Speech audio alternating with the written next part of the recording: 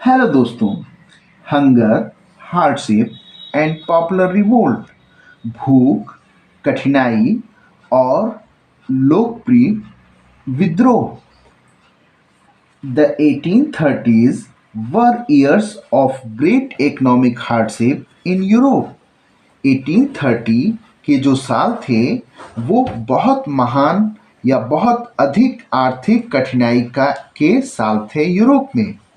The first half of 19th century saw an enormous increase in population all over Europe. पहली आधी जो 19वीं शताब्दी का साल था वो अत्यधिक जनसंख्या वृद्धि लेके आया पूरे यूरोप में। In most countries there were more seekers of job than employment. ज़्यादातर देशों में जॉब खोजने वाले की संख्या बढ़ गई इसकी अपेक्षा कि रोजगार जो थे उसकी तुलना में जॉब सीकर ज़्यादा बढ़ गए, जॉब खोजने वाले ज़्यादा बढ़ गए। Population from rural areas migrated to the cities in to live in overcrowded slums. और जो देहाती क्षेत्र के लोग थे वो शहरों की तरफ पलायन करने लगे, भागने लगे वहां पर अपनी जीविका के लिए, जो पहले से ही गंदी गरीब बस्ती भरी पड़ी थी। Small producers in towns were often faced with stiff competition from imports of cheap machine-made goods from England. और जो छोटे प्रोड्यूसर थे शहरों के वो बहुत कठिन कंपटीशन झेल रहे थे जो कि सस्ती मशीनों से बनी हुई चीजें थी जो कि इंग्लैंड से आ रही थी। Where industrialization was more advanced than on the continent, जहाँ पर कि इंग्लैंड में औद्योगिकरण और भी ज़्यादा अपग्रेडेड और एडवांस थी। This was especially so in textile production, which was carried out mainly in homes or a small workshop and was only partly mechanized. और ये खास तौर से टेक्सटाइल के क्षेत्र में था। क्योंकि वहाँ पर वो चीज़ें मशीनों से बनाई जाती थी इंग्लैंड में और यहाँ पर ये चीज़ें छोटे छोटे घरों में और वर्कशॉप में बनाई जाती थी और ये बहुत कम मैकेनाइज्ड थी।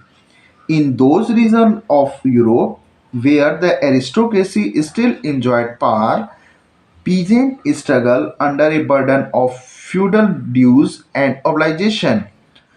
इन क्षेत्रों में आज भी जमींदारी प्रथा बहुत ही ऊपर थी और कुलीन वर्ग अपने शक्तियों का एंजॉय कर रहे थे और जो छोटे किसान थे वो इस समय भी तमाम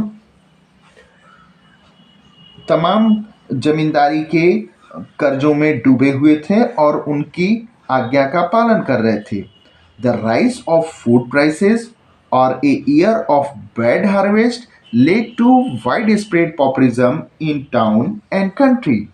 और ये जो फूड प्राइस थी वो इन वर्षों में खूब तेजी से बढ़ी और इसका कारण पॉपुलेशन बढ़ना भी था और बैड हार्वेस्ट फसल का खराब होना भी था और ये बहुत तेजी से गरीबी लेके पूरे शहरों में या देहाती क्षेत्र में हर तरफ गरीबी और बेकारी के रूप में सामने आई। The year 1848 was one such year. Food shortage and widespread unemployment brought the population of Paris out of the roads. 1848 में एक ऐसा साल था जबकि भोजन की कमी बहुत तेजी से और बेकारी जबरदस्त बहुत। The year of 1848 was one such year. Food shortage and widespread unemployment brought the population of Paris out of the roads. और 1848 का जो साल था उस साल जो भोजन की कमी थी और बहुत तेजी से फैली हुई बेरोजगारी थी इसने आम जनता को पेरिस की सड़कों पर ला दिया। Barricades were erected and Louis Philippe was forced to flee. Barricade जो सड़कों पर थे उनको हटा दिया गया और लुई फिलिप को भागने पर मजबूर होना पड़ा।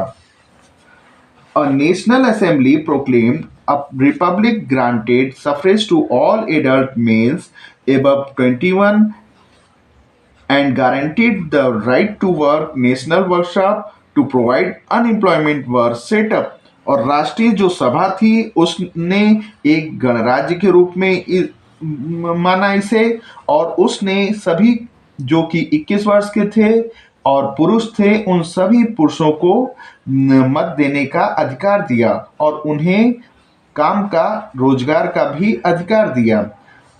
और उसने राष्ट्रीय national workshop to provide unemployment were set up, और राष्ट्रीय वर्कशॉप भी जगह जगह लगाए गए जिससे कि लोगों को रोजगार मिले। अर्लियर इन 1845 वीवर्स इन सिसिया had led a revolt against contractor who supplied them new raw material and gave them orders for finished textile but drastically reduced their payments। शुरुआती 1845 में जो वीवर थे, जो कामगार थे, बुनकर थे सिलसिया में, उन्होंने एक विद्रोह कर दिया कॉन्ट्रैक्टर के खिलाफ जो कि उन्हें कच्चा माल देते थे और बना हुआ सामान या कपड़े लेते थे। इन्होंने अचानक बहुत बुरी तरह उनका पेमेंट घटा दिया। The journalist William Wolff describe the events in Silesian village as follows. एक पत्रकार विलियम वुल्फ ने इस सारी घटना को जो सिल्सियन विलेज में हुआ उसको इस प्रकार से बताया है। इन दीज विलेजेस, इन गांवों में विथ 18,000 इनहेबिटेंट्स, जहां की 18,000 के आसपास लोग रहते थे, cotton weaving is the most wide spread occupation. जो सूती वस्त्र की बुनाई थी वो बहुत बड़ा उद्योग था या पेशा था यहाँ के लोगों का। The misery of the workers is extreme. जो यहाँ का कष्ट था वर्करों का वो बहुत ज़्यादा था। The desperate need of for jobs has been taken the advantage of by the contractor to reduce the price of goods they order. और इसका फ़ायदा निराशा का कॉन्ट्रैक्टरों ने उठाया और उन्होंने जो गुड्स सामान जो बना के देते थे फिनिशिंग, उसकी पेमेंट बहुत कम कर दी। On 4th June at 2 p.m., a large crowd of weavers emerged from their homes and marched in pairs up to the mansion of their contractor, demanding higher wages। 4 जून को, जो कि 2 बजे दोपहर की थी, बड़ी भीड़ बुनकरों की वो सीधे कॉन्ट्रैक्टरों के होम की तरफ मार्च की और डिमांडिंग हायर वेजेस, और उन्होंने उच्च मजदूरी की मांग की। They were treated with scorn and threats alternately. उनको डांटा और फटकारा गया और बुरी तरह धमकियां दी गई। Following this a group of them forced their way into the house, smashed it's एलिजेंट window panes, furniture, porcelain.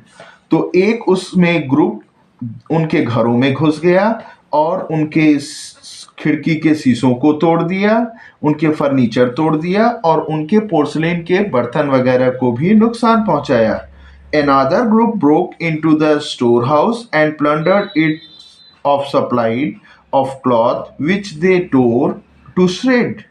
और दूसरा ग्रुप जो था वो स्टोर हाउस को तोड़ दिया और उन्होंने उस जितने भी कपड़े थे जो कि बने हुए थे उनको कतरन में बदल दिया।